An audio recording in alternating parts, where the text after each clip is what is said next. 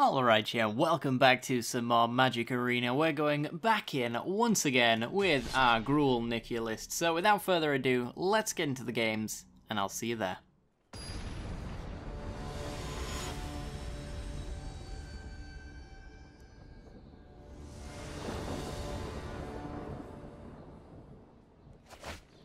Okay, we're in. We've got Druid on 2, Rhythm on 3, and maybe we get Nikya down soon after that. I think we can take this hand.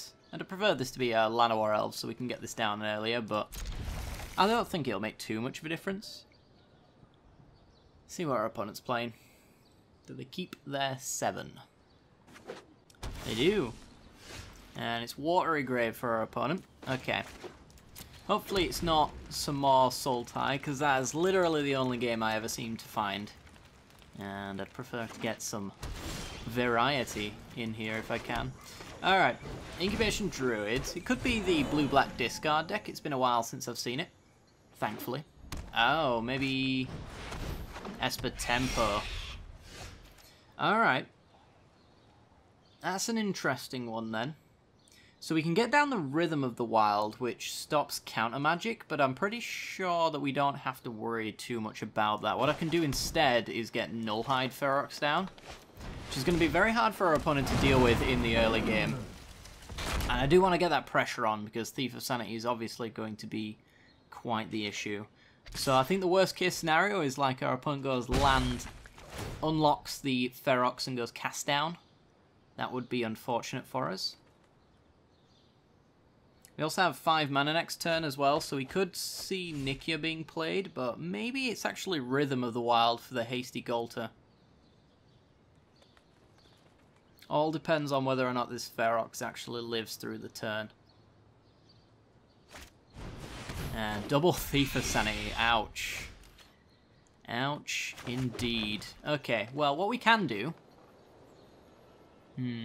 is pay the 2 on Ferox to get down Rhythm of the Wild, or we can play Nikya. Nikya is also not a terrible one. It unlocks Ravager Worm and Golter the following turn as well.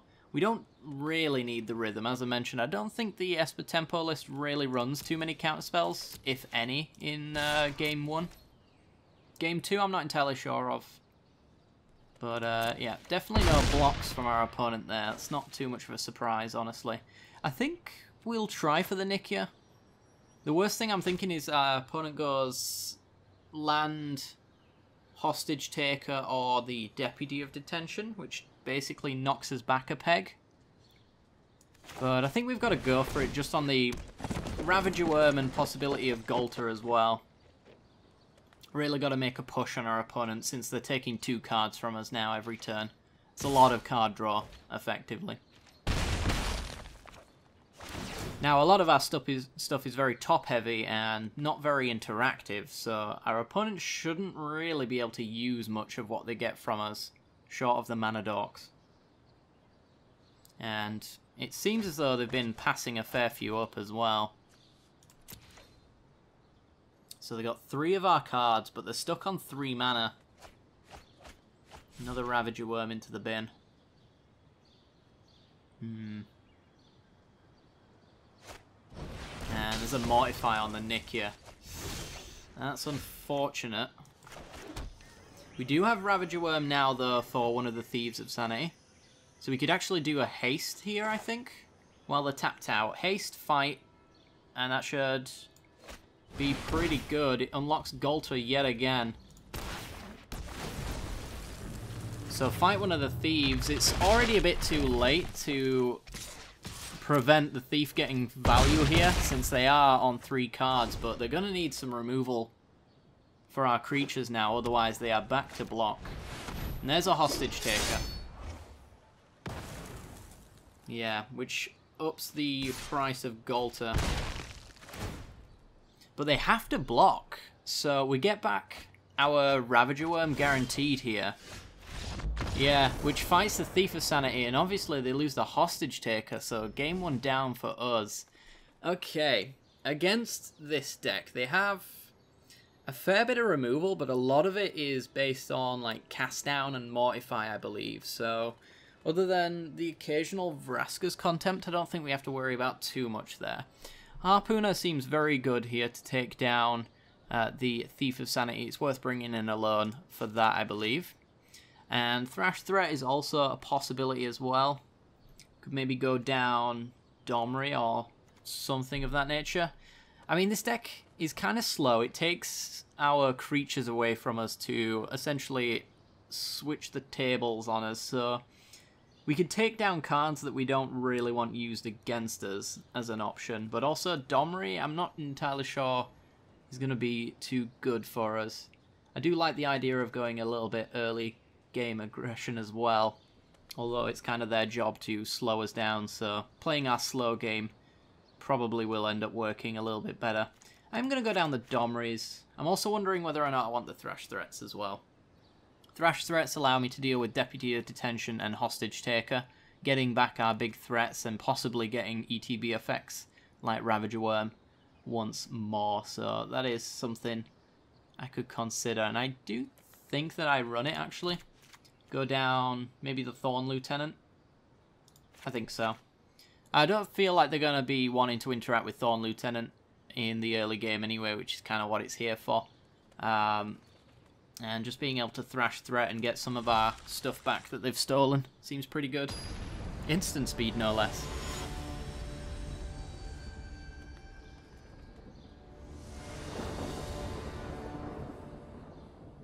Yeah, the only time that Thrash Threat's not going to be useful for us is if we've got Nikya down. And if we have Nikya, there's a good chance that we're already ahead anyway. This is a questionable hand. It's one that I don't think I could keep. I think if this card was castable off of the Llanowar Elves, I might have been more inclined to do so, but I'm going to mulligan this one. And this is much better. Hellkites. I'm going to bottom that. We do need mana, because we don't have to turn 1 Llanowar Elves here, but it does allow us to get turn 3 Ferox anyway. Hero of Precinct 1. Okay. And we got ourselves a Forest. So, I mean, we'll just play the Forest, play Llanowar Elves, see if this gets mortified. If it does, then Nullhide Ferox isn't coming down next turn. Looks like it is. Alright. That might end up just being better for us anyway, because that's one less Mortify that can hit Nikya. And as I mentioned, they do run cast downs as well, I believe, which obviously will not hit Nikya. It's going to be very hard for Nullhide to take much of a hit here as well. So we take 3. And another hero. Wow, okay. Well, they may be hoping that we play something so that they can get some multicolored interaction, but Nullhide will have hexproof here, so they're not going to get that window of opportunity.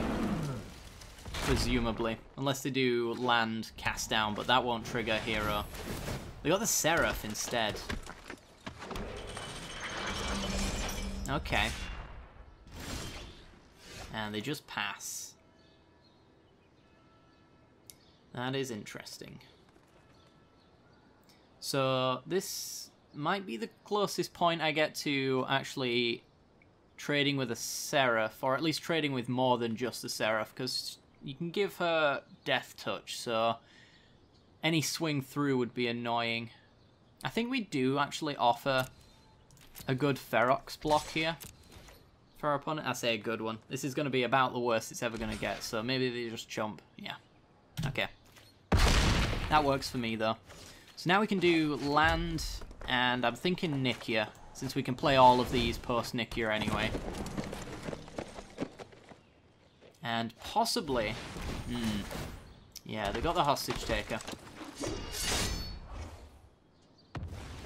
Yeah, possibly we could have had Hellkite with an activation as well. I do think, though, that short of something like a Ravager Worm there, we're just going to get out-tempoed. So we can shock in, go to 3 so that we can Hellkite and Llanowar Elves, but I don't think that helps us. Yeah, we just tap land Hellkite and lose, so game 2 down. Probably a lot quicker than us. Okay. So, how do we go about changing this up then? Because we just got outrushed there. Maybe we want the Spellbreakers after all. I was hoping we'd actually survive our long game, but being on the play there, they managed to get a little bit of an advantage over us, going wide essentially. Cannonade's questionable. We know they've got Hero, Thief of Sanity would hit. All of their tokens would hit as well. Maybe we do go down the whole Nikya plan so that we can run our Cannonades. 2 of them seems about right. And then maybe some Spellbreakers as well. Anything that's terrible here? Golters, possibly, because we're cutting down the Nikyas, it makes them harder to cast. We could go down a Golter for another Spellbreaker. Just try go a little bit more aggressive. We might not even need the Rhythm of the Wilds, but having some haste and extra counters is always quite nice. But maybe I don't need it too much. We'll go down 1 for another Spellbreaker. Try and aggressively destroy our opponent here. Worst case, we've got the Fiery Cannonades to reduce the size of their board a little bit. Okay, we're going to be on the play. And this hand is about as far from the hand that I was hoping for. It's very slow, and we're going to lose before we get to any of it. This one's a little better. I didn't really want the ramp, but we'll take it, I guess. Go with the Growth Chamber plan. We at least get like a 4/4 attack in here, I think, with this hand. And Rhythm of the Wild is not too bad, actually. Yeah, we'll take it. We can do like Rhythm, put counters on Growth Chamber, guarantee that we get this before they kill it. So, land go. Yeah, we could do like Incubation Druid here, rather than Growth Chamber. Perhaps.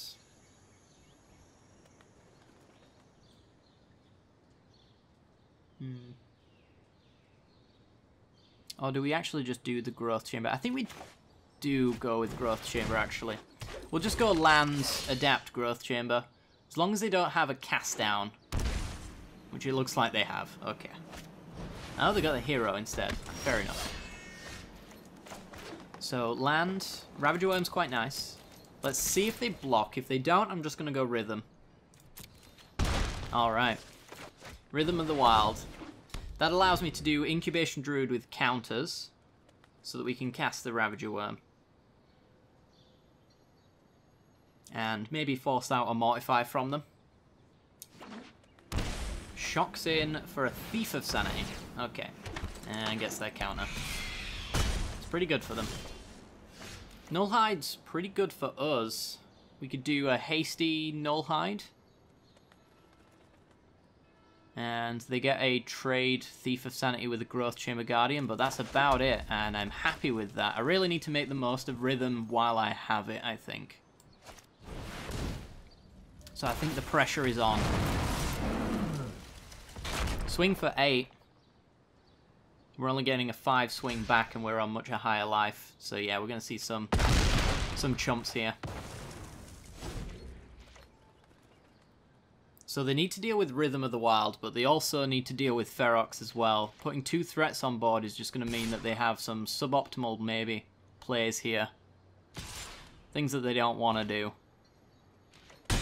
But an all attack is very interesting, so they must have a multicolored spell. I'm guessing it's Mortify for the Rhythm of the Wild. So that's going to give them a blocker.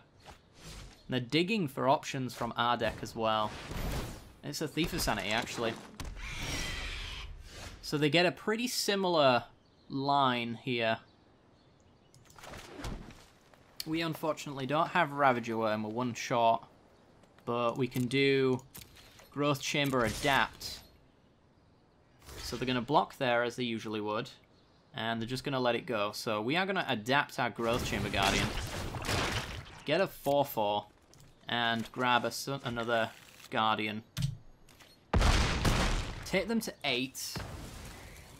And we could either do Incubation Druid with a counter, which opens up Ravager Worm and the Growth Chamber Guardian. Or we can play the Guardian. If we do Druid and we put a counter on it, it's going to be very obvious that we have something that we want to cast that's above our mana currently. I don't think that's necessarily a terrible thing, though. Because if they're just killing a Incubation Druid, we can haste through a Growth Chamber as a 4/4 anyway. So stick a counter on that and pass the turn. Fiery Cannonade would be amazing here. We could actually cast it even through the Nullhide. Do we block? We do block, right? I don't think they've got any pump. Maybe Moment of Craving, but I don't see them bringing that kind of card in here. Against a deck that's very, very full of thick, tasty boys like Ferox. And that last hit there didn't seem like it got much. Kaya's Wrath takes them to 12. And now we've got the Ravager Worm open, but I'm going to go Growth Chamber with Haste. Because this opens up a swing for 4. Allowing us to get the next Growth Chamber Guardian. And that's threatening lethal if they don't put a creature down. And the creature has to not be something with Afterlife, essentially, for us to win here, because we can Ravager Worm and kill whatever's in the way.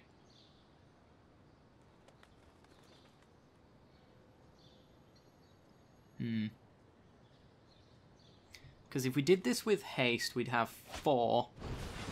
Ooh. That's not gonna cut it on its own. So do we have the win here? And how do we go about winning? So we could do a Ravager Worm to fight. We'd bring it through with haste, and that would be lethal. They could have a cast down. Thrash Threat from our deck won't do anything.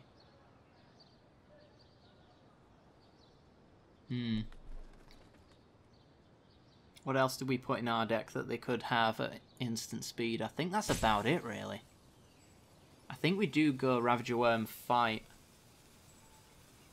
Hope they don't have, like, creature removal.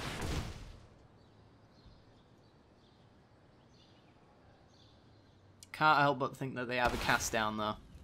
Alright. Counter. Haste. Fight the Harpooner. And do they have something for this? They do have the cast down. Which saves their Harpooner. But we're swinging for 4. Are they going to chump? They are. Okay. So they stay on 8.